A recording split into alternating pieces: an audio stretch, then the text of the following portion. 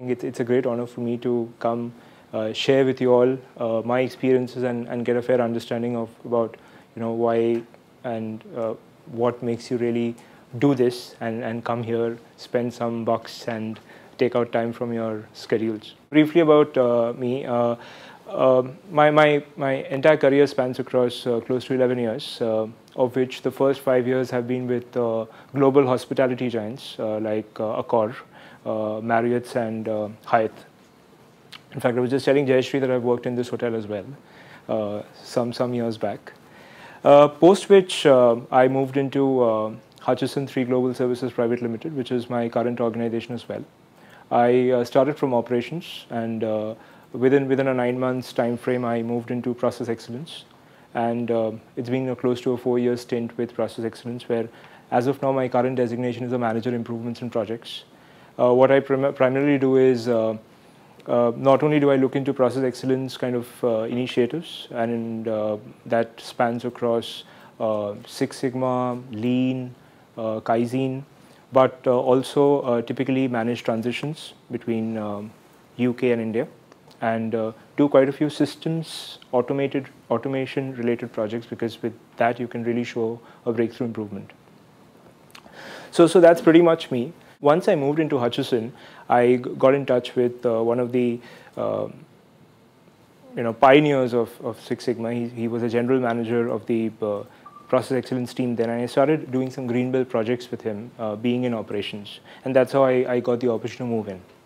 So I did my green belt internally, but as of last year, it struck me that I need to go to the next level, which is a black belt. So typically, I think each one of us have a common trait to share, that we are very, very curious individuals. We want to know more, and we don't want to accept anything just the way it comes.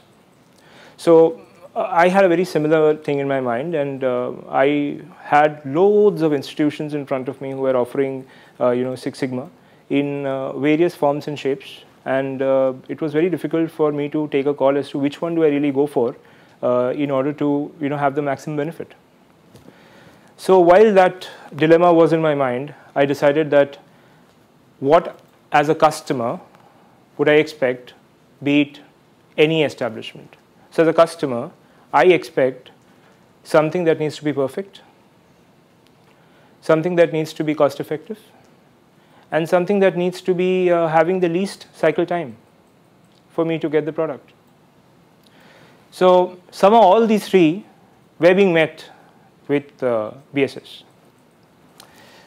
So I decided to take that call, but somewhere where the next thought came into my mind was, fine, I'll go there, but what about the concept building that I am really looking out from this exercise? Because there are a lot of manuals and e-journals and all of that is flooded across the net and crossword, but that's not really helping me. So I want those critical answers and some real-life practical examples to understand these concepts, so that I don't forget, in the eventuality that I don't go and get to apply it from the very next day. So that's where I had a colleague who was a senior manager operations and who apparently had been a student earlier. I did not stop the journey post the training and the examination. I decided to go a step ahead, and in spite of all the several challenges that you guys have mentioned, which was existing for me as well, and which is that my organization also doesn't believe in Six Sigma. Because Six Sigma is a science which 70% of the senior management doesn't understand, because it is too long, because the Six Sigma the guys who practice Six Sigma get very complicated in the bargain. They talk about p-values and they forget the practicality. Are these common statements that you get to hear? Okay, so even I had those set of challenges. But I decided, thinking of that one phrase that I got to hear from him when we used to bombard him with this fact that, boss, ये सब तो पढ़ाई वढ़ाई तो कर रहे हैं, लेकिन इसके बाद क्या? वापस जाके वही problem आने वाला है. So he said, if you believe in yourself, and you need to know that Six Sigma nowhere is talking about that, boss, this is a complicated science, इसको तुम्हें p value के हिसाब से ही you have. Yes, boss, this is your knowledge. This is the knowledge that you get. और उसके बाद तुम इसको अपने तरह से समझो, अपने तरह से बेचो. So that is very, very important and critical, and I'm going to be sharing my experience as to how I did that. So I took that very strongly when I walked out of that room, and I decided that, till then I never had any expectation about finishing off a black belt project in an organization which does not believe at all in Six Sigma. Typically the project that I did was centering around two key issues in the organization. So our strategic objective for 2009 and 10 was to become a consumer champion in the UK market, because we have tough competitors like Vodafone, T-Mobile, O2.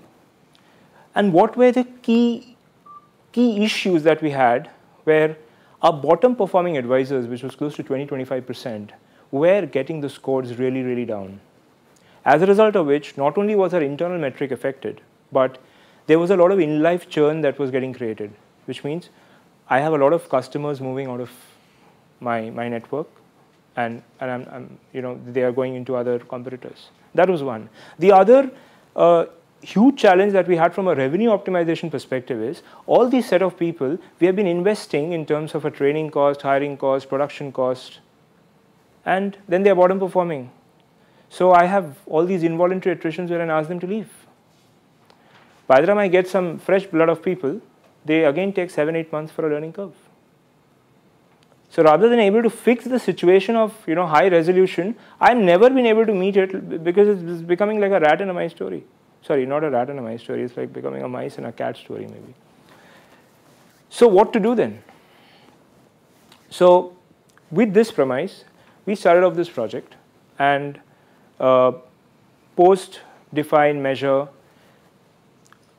Typically in a contact center or a BPO environment, the kind of data that you play with is most often non-normal. Hence the usual choice to go for the measure of dispersion was median.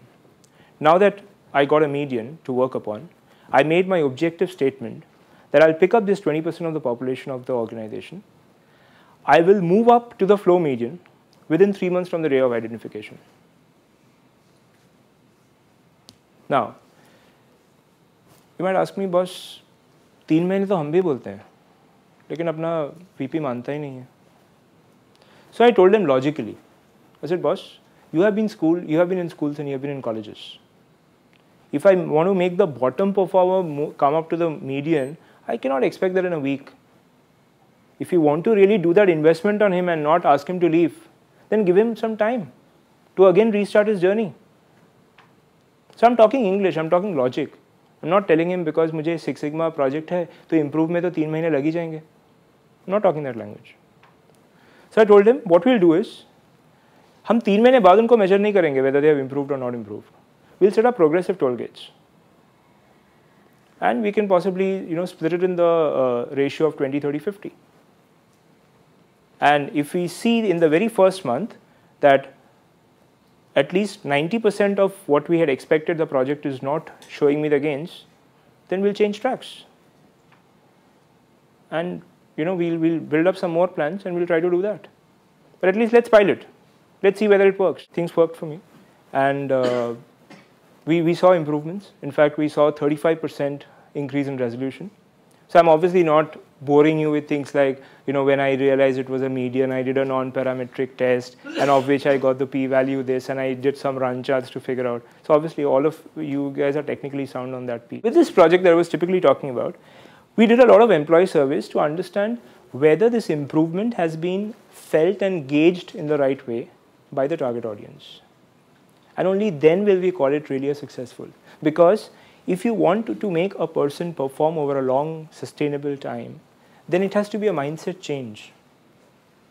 It cannot be, some standard set of verbiages that I'll read and I'll answer.